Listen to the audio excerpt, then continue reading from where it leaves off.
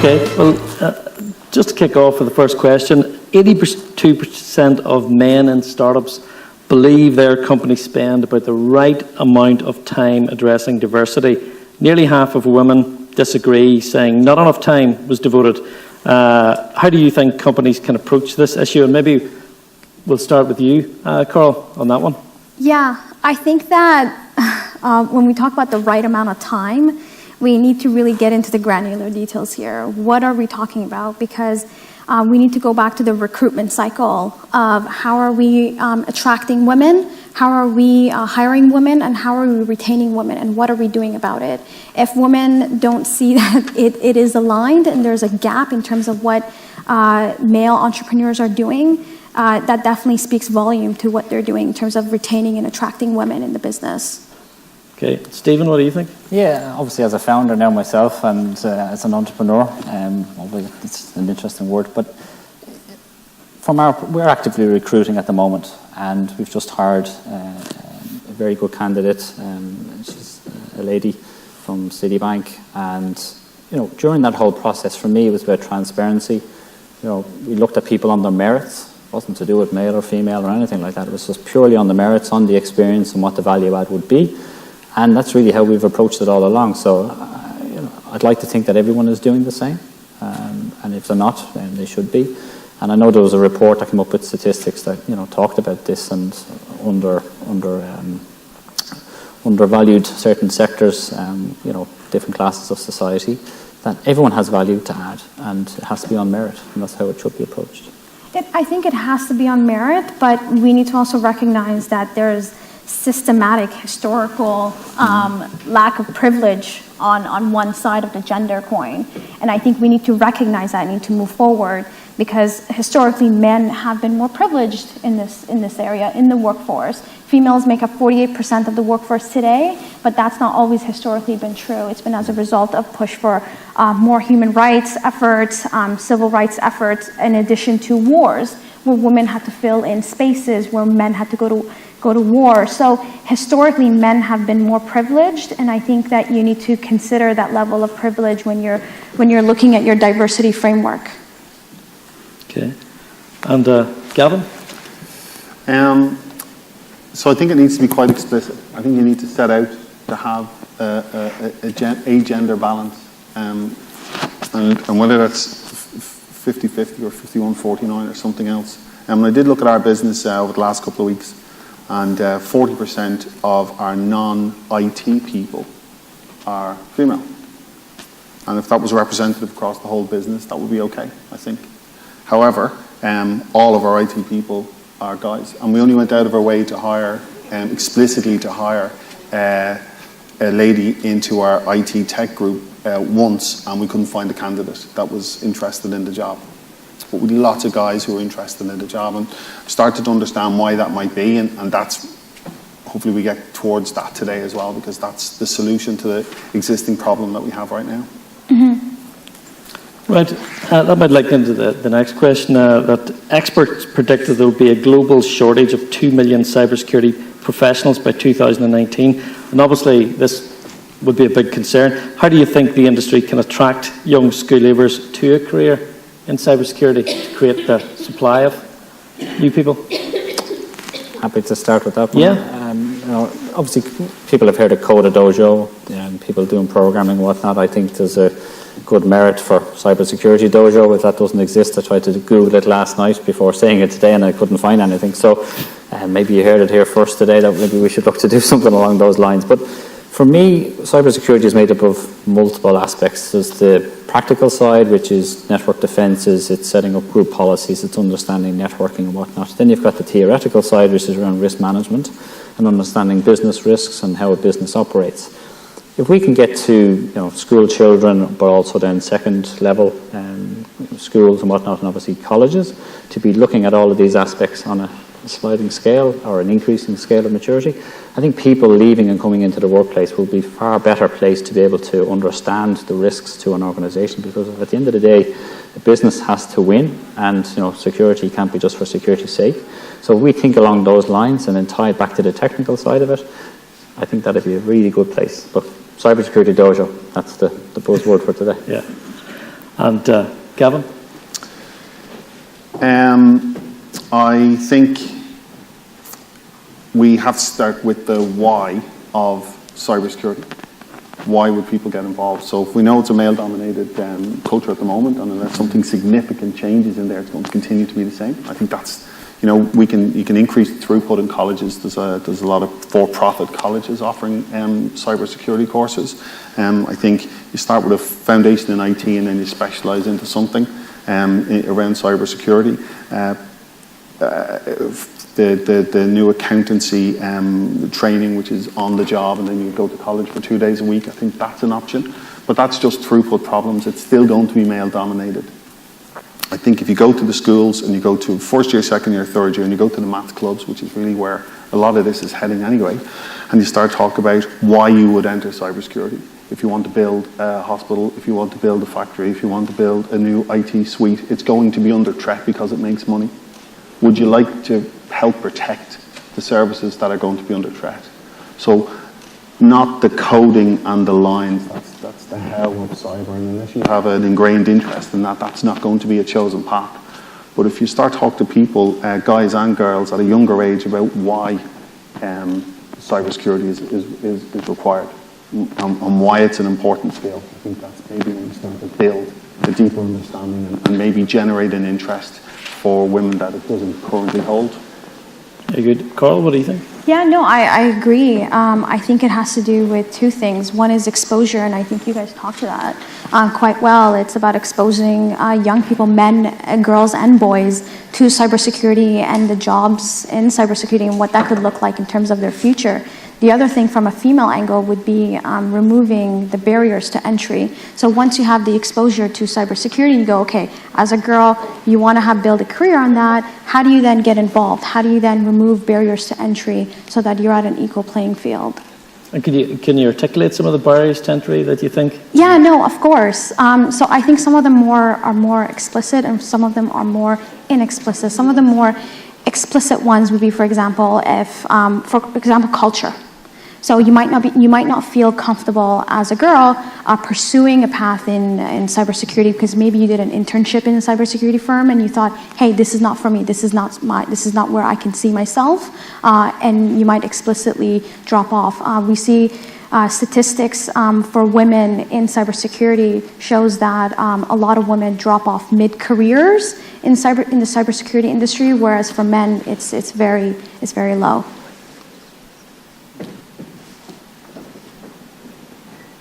Oh, very good. He gets to do karaoke now. I'm sorry? He gets to do karaoke with them. Yeah, he's got a proper mic now. Can I make a quick Yeah, absolutely. explicit, implicit? My 16-year-old daughter came in to do some work in transition year for me, and some of the work we do is for Microsoft Xbox. And I asked her to write a blog on girls in gaming and what they like to do and what games they play, and is it any different from guys? And it turns out that it is. It's very different. Megan interviewed 50 people, and every one of them had been bullied. All the girls had been bullied online, and most of them had created fake guy-looking profiles to play online so that they could just get on and play. So if there's a culture at gaming level that it's not for girls, what's it like going to a computer sciences course? What's it like going into cybersecurity? And I think there's a bar problem as well. I think the bar is too high for cybersecurity. If you need thousands and hundreds of thousands of more people in it, if you're not building PCs for your friends and families from the time you're 12, it looks like they don't want you. It's not the case. Not everybody has to be the rock star. Yeah. There's a lot of work for a lot of people in that space, and I think the bar is too high. Right. And I think that sometimes it goes into our psyche, talking about the implicit side. If we think of the archetype of the archetype person in cybersecurity, the superstar, we think of a man automatically in our minds, and it's some of those implicit judgments and biases that creates a barrier for entry for women in this space, whether they decide or the industry decides for them that it's not for them. Right. It's interesting. In my experience, when I was doing the CISO role, there was lots of women in senior positions, both in IT and in management. So I don't know whether I've been sheltered from this to a degree. Obviously, you read about it all the time, and you see, Enterprise Ireland doing female entrepreneur programs and whatnot. So it's obviously pervasive, not just in security, it's other aspects of everyday life, to be honest. So I think you've definitely been maybe a bit sheltered on that, because the statistics show that men are 9 times more likely to hold C-suite positions in cybersecurity, and men are 9 times more likely to hold managerial positions in cybersecurity. And then couple that with the fact that women tend to drop off mid-career in cybersecurity, well, there is a lot of implicit and explicit judgments to be made. I think it's probably testimony now, looking back to the companies that I was working in, that they really, looked after and embraced diversity and made sure that they hired the right people to do the right job. Yeah. Based on merits. Great. If someone's interested in cybersecurity, and bearing in mind what you said, Gavin, that maybe some of the female candidates haven't been doing the activities because of bullying, etc., during their when they're younger, where should people actually look to get into a career in cybersecurity? Me? Yeah. Sure. I alluded to it earlier on. There's different aspects to IT security or cyber security or information security. Obviously GDPR, you've got data protection now, so someone can specialize in that. Someone can look at ethical hacking and understand how to ethically hack into systems. That then leads to, well, how the hell do you go about doing that? There's open source tools out there that one could be learning about, understanding networking. So that's IT technical side of it. I also mentioned around risk management, which is more theoretical side of it, business risks, understanding the bottom line to business. So there's a business angle that people can take. So it really depends on where one wants to get to. From my perspective, I started off down the technical track. I used to be a developer. I used to look after databases, used to look after Unix administration systems. I got involved in audits. And it was through audits that it lended myself getting into the cybersecurity and ultimately being a CISO.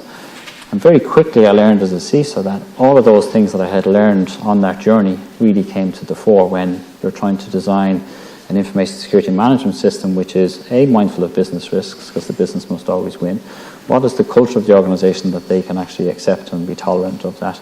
But really being able to sit down with the technical folks to say, what can we achieve together based on the IT strategy, the IT security strategy, and actually implement that. So there's numerous aspects to security, and I think that's why they maybe tend to be deemed to be rock stars, because they understand everything to do with IT, but also be able to speak to business leaders, to be able to sell. I think Paul's opening 10 commandments, if I call them that, when he was doing his Irish jig earlier on. Paul Flatley, by the way. He talked about being a salesperson, and cybersecurity is sales. You do see resistance, there is friction, because there is that fear of getting in the way of the business. So if you can build a career based on all those things I just described, it'd be a really good way to go about it. Very good. Carl? Yeah, I think right now I went on LinkedIn just to see how many jobs there were in cybersecurity in Dublin, or I think, no, it was for Ireland. There was over 150 jobs. So there's definitely a lot of openings, and it's about having that level of exposure and doing your thinking through. There's different jobs in cybersecurity, and it's what is right for you.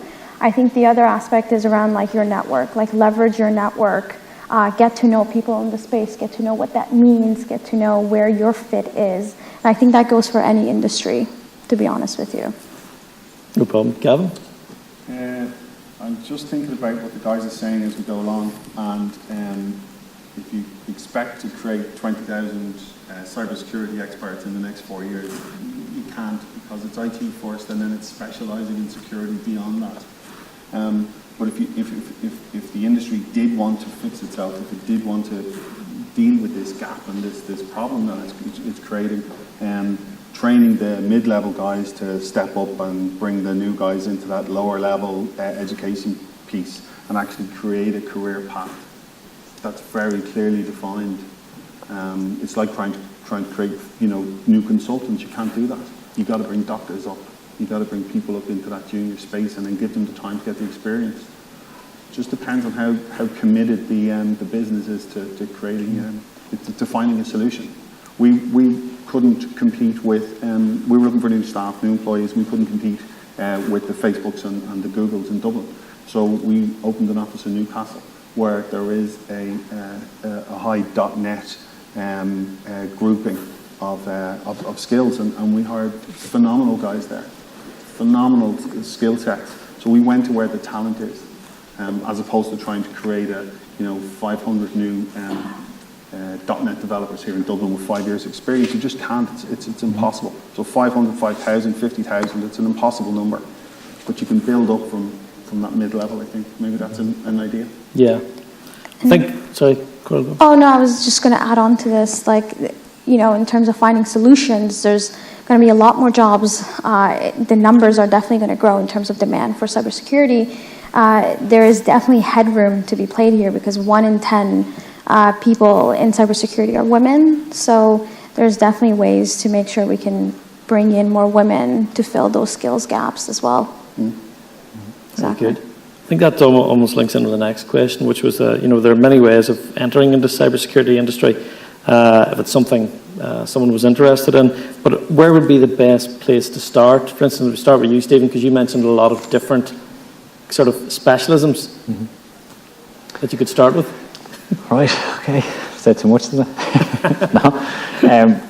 I think for me, the fundamentals of security, obviously you just talked about IT, having a good understanding of IT core components, understanding networking, because ultimately the network reflects everything that is happening. Data is transferring, systems are connected, and ultimately, that's where you're going to see risks, unusual user behavior and whatnot. So you can fully understand how a network interconnects, how machines get on there, how data is represented on a network, encryption. I think that's a really good place to then be able to approach risk management strategies to say, where does the risk lie, based on business risk, crown jewels, material assets, where do they sit, how do they all communicate with each other. I think that would be a really good starting place because you can't dive into being a security professional without that background. I think it's key. It takes time, it needs nurturing, there's going to be errors made, and that's just trial and error.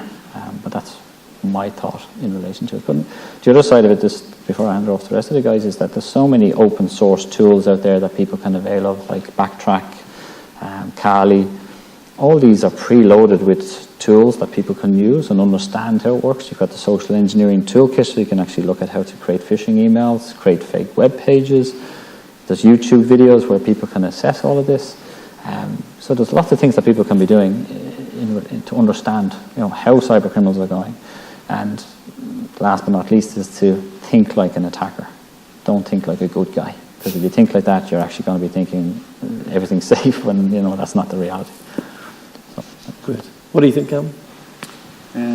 I guess we talked earlier on about paid college, for-profit colleges.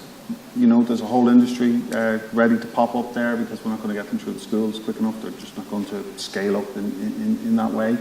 But I do think if we're looking to talk about the long-term solution here, it's actually to go into transition year and go in as one of the big IT outfits. And we all know them, and they can bring teams of guys and girls through their companies, show them what they do.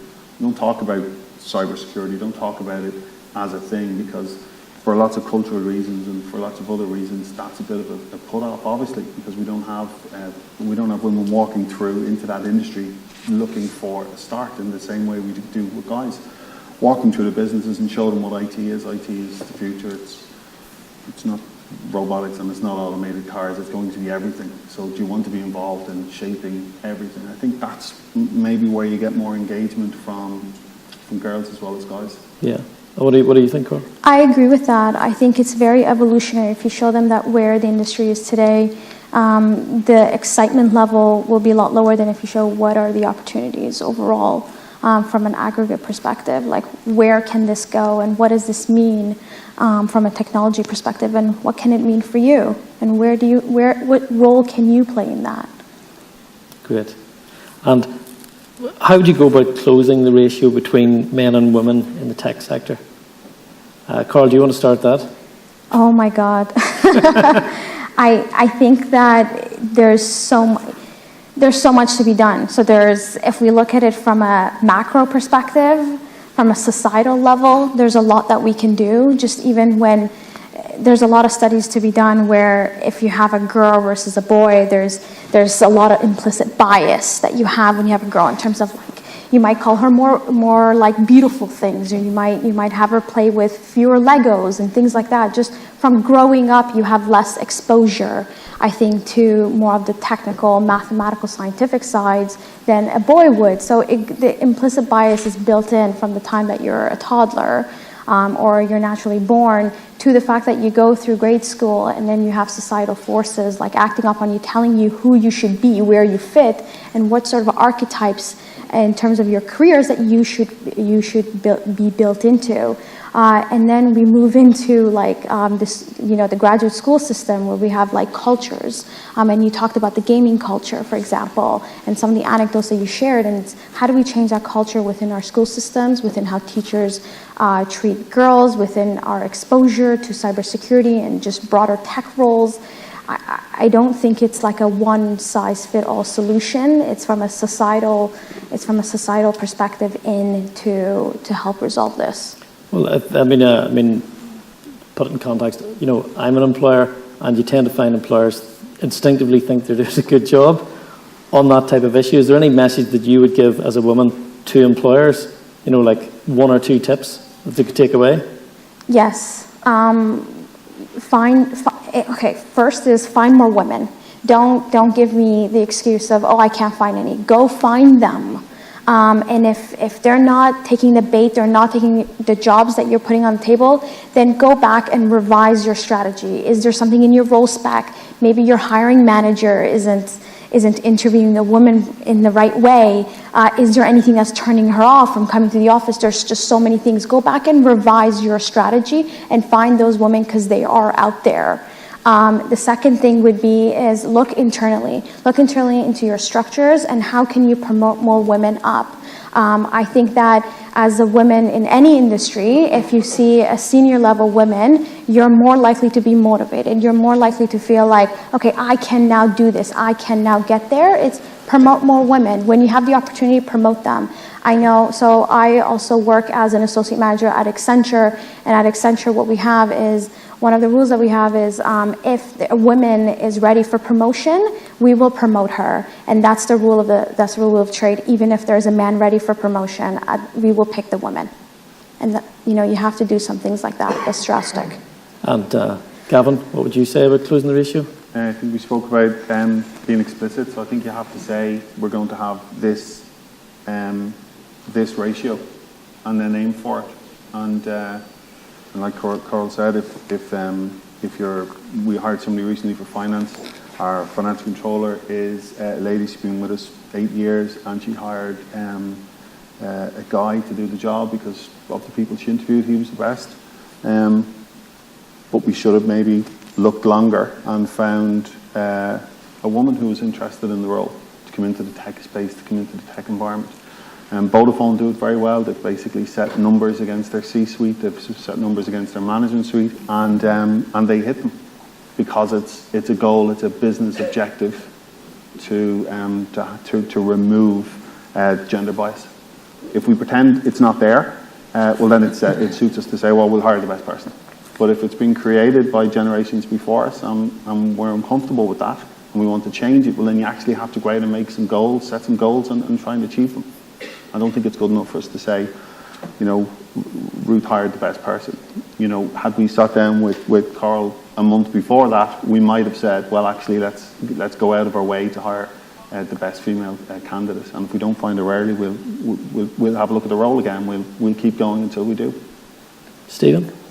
Yeah, no, we've just actively gone through a recruitment cycle, and we've recruited a very, very experienced lady. And we're very excited about that. And if you look at the number of CVs, we got disproportionately all male, apart from 1 or 2 female. And we've recruited based on merit of the CV and the interview process and how one could conduct themselves.